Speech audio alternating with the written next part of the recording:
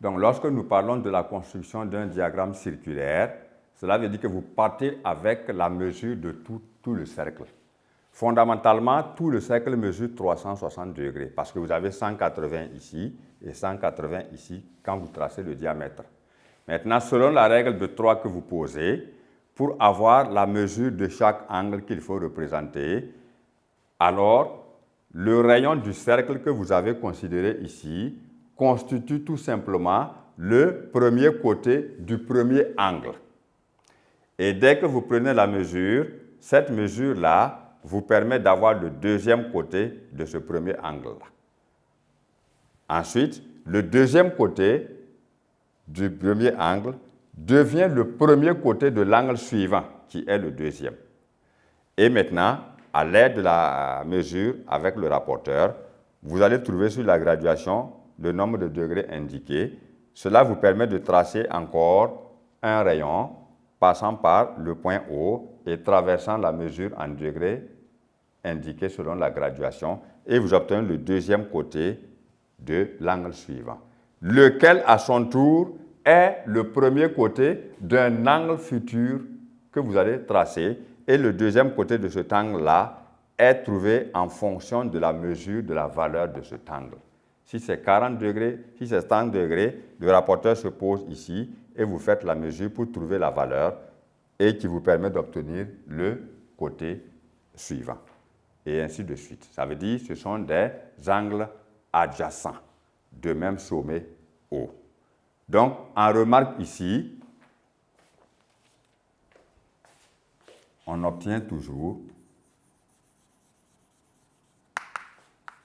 des angles adjacents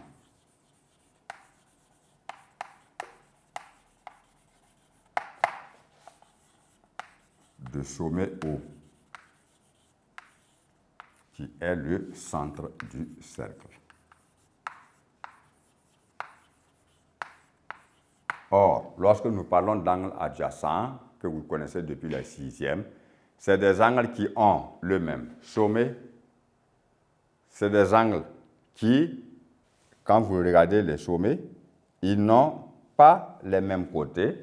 Ils ont un côté commun et ils sont situés de part et d'autre de ce côté commun-là.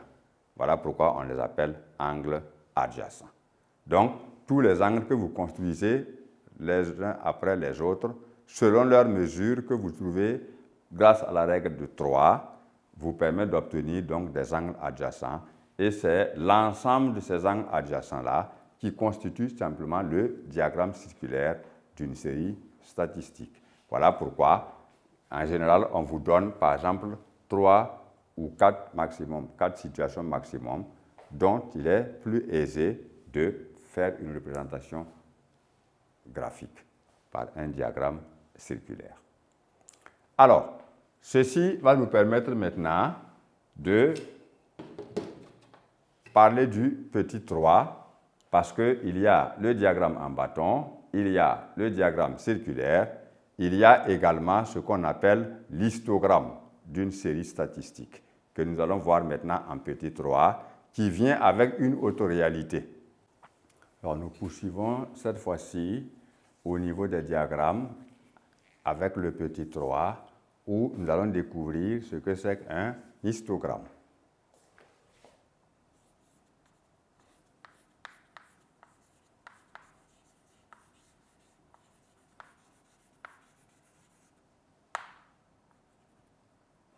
Alors, lorsque nous parlons maintenant de la construction d'un histogramme d'une série statistique ici,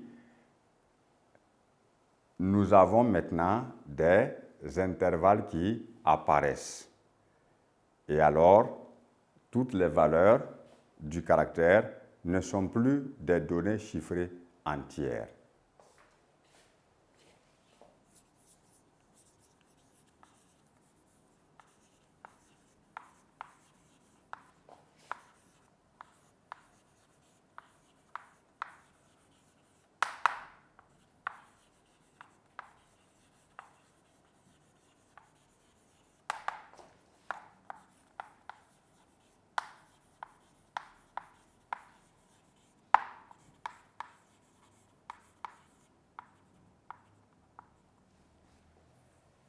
Alors, cela veut dire que le caractère que nous avons se représente par un intervalle. Et maintenant, pour chaque intervalle donné, on aura un effectif qui constitue alors ici une valeur entière.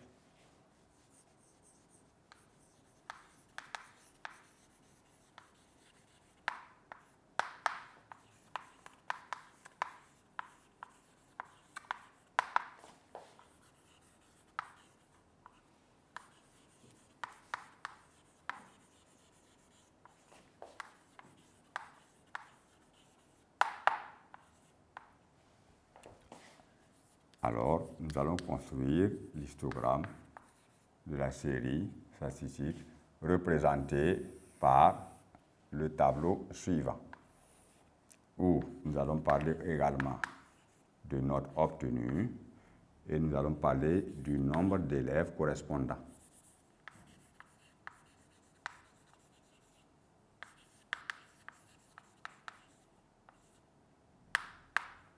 Qui sont donc les effectifs. Là encore, nous allons prendre des notes qui vont par exemple ici de 0 à 5,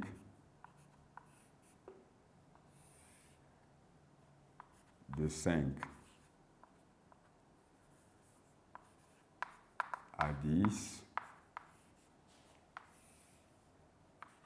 de 10 à 15. Et enfin, on peut considérer un autre intervalle, et le dernier d'ailleurs, de 15 à 20.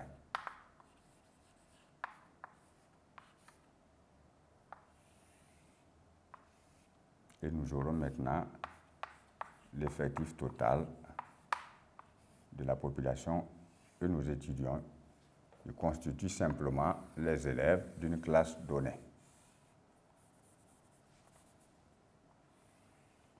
Alors, ici, les caractères que nous avons, c'est la note obtenue et nous avons regroupé donc ces notes-là suivant des classes, suivant donc des intervalles. Dans ce tableau, chacun des intervalles que nous avons est appelé au sens statistique une classe. Alors, c'est une répartition. On a regroupé les élèves ici, par exemple, qui ont de 0 à 5 exclus. Ça veut dire qu'il y a des 0, mais personne n'a 5. Ensuite, il y en a qui ont 5, mais parmi eux, personne n'a 10, donc 10 exclus, et ainsi de suite, jusqu'à 20 exclus pour dire qu'il y a des élèves qui ont 15 et plus, mais qui ont moins de 20. Alors, maintenant, pour chaque tranche, pour chaque groupe de notes que nous avons pu recueillir ici, nous pouvons compter le nombre d'élèves se situant dans chacun de ces groupes-là. Par exemple, ici, on peut avoir seulement 2 élèves qui ont une note plus petite ou égale comprise entre 0 et 5. Ça veut dire il y a des élèves, un élève par exemple peut avoir 0 et l'autre par exemple peut avoir 3. Donc c'est l'ensemble des élèves ayant une note comprise entre 0 et 5 exclus. Ça veut dire moins de 5 points. Ici, c'est le nombre d'élèves ayant au moins 5, mais moins de 10. Là-bas, par exemple, nous pouvons avoir 10 élèves. Alors, ceux maintenant qui ont la moyenne, ça veut dire qu'il y a au moins des élèves qui ont eu 10 de moyenne, mais qui ont moins de 15. Là-bas, on peut recenser, on peut avoir par exemple 5 élèves, comme exemple. Et maintenant, pour la dernière tranche, c'est-à-dire ce sont des élèves qui ont au moins 15, mais qui ont moins de 20.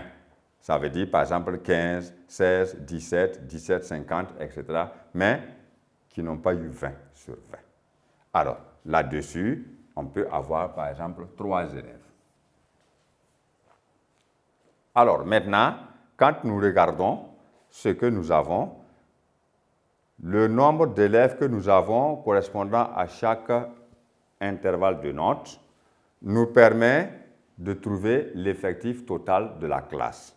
Ici, nous sommes dans une classe de 20 élèves. 2 plus 10 plus 5 plus 3.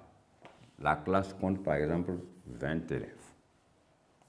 Alors, pour ces 20 élèves-là, nous avons donc une population statistique et donc nous pouvons en construire simplement un histogramme. Donc, nous allons remarquer qu'on ne demande pas de construire un histogramme dans une série statistique où la population est donnée selon les valeurs chiffrées entières. Non, si les valeurs sont chiffrées entières, on ne peut plus parler d'histogramme, on parle simplement de diagramme en bâton ou de diagramme circulaire. Ici, on peut également parler de diagramme circulaire en tenant compte simplement des différents effectifs puisque c'est eux qui sont des données entières.